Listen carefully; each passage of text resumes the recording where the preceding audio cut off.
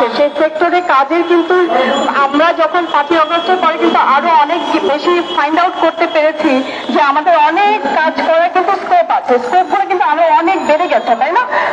তো সেই স্কোপগুলোতে যাতে এই আহত যারা হয়েছে, আহত যারা হয়েছে এখনো বেঁচে আছে যারা, তাদেরকে যাতে অনতি বিলম্বে এবং তাদেরকে ফার্স্ট প্রায়োরিটি দিয়ে এইসব জায়গায় যাতে কাজের কর্মসংস্থানের ব্যবস্থা করা হয়। আপনারা জানেন, দুঃখের সাথে বলতে হয় এই প্রোগ্রাম আমরা তো এখানে মানববন্ধন করার জন্য আসি নাই, আমাদের তো এখানে দাঁড়ানোর কথা ছিল না, আমাদের তো রাস্তায় দাঁড়িয়ে সরকারের বিরুদ্ধে কোনো কথা বলা উচিত ছিল না। আজকে আমরা কেন রাস্তায় দাঁড়াবো?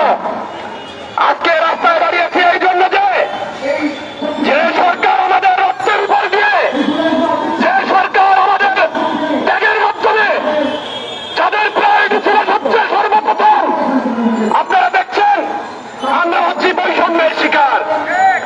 যে বৈষম্যের জন্য যুদ্ধ করেছি, সেই বৈষম্যের জন্য যুদ্ধ করেছি, সেই বৈষম্য আজকে আমাদের জন্য হচ্ছে।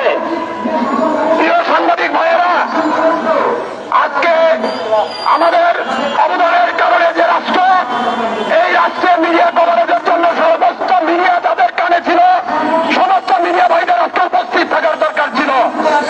আপনারা আজকে স্বাধীন, আপনারা আজকে রাস্তায় দাঁড়িয়েছেন আমাদের জন্য। আজকে এখনো সুশৃঙ্খলভাবে কথা বলতে পারেন, বাক স্বাধীনতা রয়েছে, এটাও আমাদের জন্য, আমাদের শহীদ ভাইদের জন্য। আমরা এখানে গুটি কয়েক মিডিয়া দেখছি, বাকি সব ইউটিউব অন্যান্য চ্যানেল।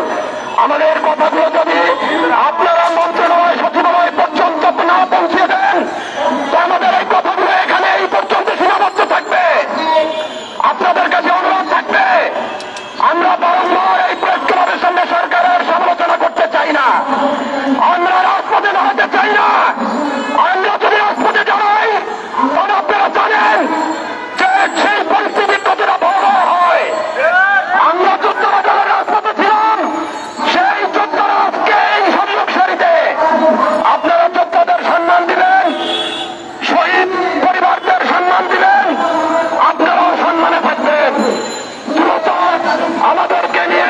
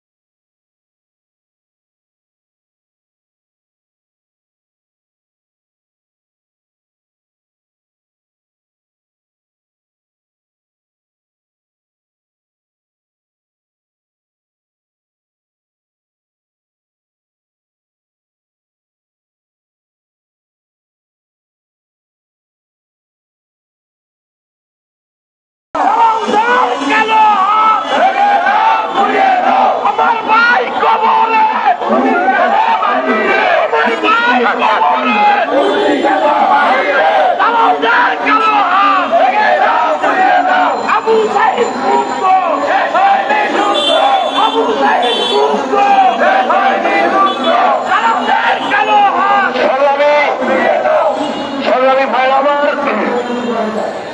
আমাদের মাঝে সরদি প্রকাশ করে এখন সংক্ষিপ্ত আগে মূল্যবান বক্তব্য রাখবেন বাংলাদেশ উন্মুক্ত গণতান্ত্রিক পরিষদের সভাপতি জনাব রবিজ্যোতি রবি ভাই। আর অল্প কিছুক্ষণের মধ্যে আমাদের এই মানববন্ধন অনুষ্ঠানে সভাপতি জানানোর জন্য আসতেছেন গণ অধিকার পরিষদের সভাপতি জনাব